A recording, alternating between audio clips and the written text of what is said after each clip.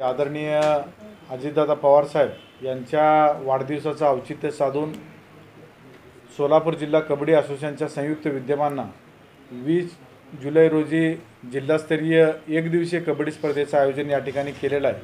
आपल्या माध्यमातून मी सर्व क्रीडाप्रेमींना आवर्जून आवाहन करू इच्छितो की या स्पर्धेत जास्तीत जास्त सोलापूर शहर जिल्ह्यातील संघांनी सहभाग नोंदवावा।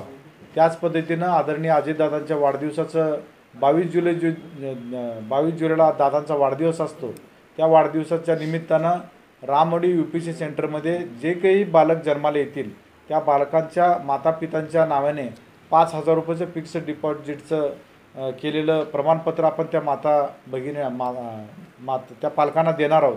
त्याच पद्धतीनं रामवाडी UPC सेंटरमध्ये क्षय रुग्ण जे रुग्ण आहेत 41 क्षय रुग्ण त्या ठिकाणी सध्या उपचार घेत आहेत। त्यांना देखील आपण फूड किट 22 जुलै रोजी आपण दादांच्या वाढदिवसाच्या निमित्तानं 6 महिन्याचं फूड किट त्यांना आपण देणार आहोत आणि त्या रुग्णांची एक सेवा व्हावं, दादांना त्यांचे आशीर्वाद मिळावे, त्या माता भगिनींचा आशीर्वाद मिळावा हा या मागचा उद्देश आहे।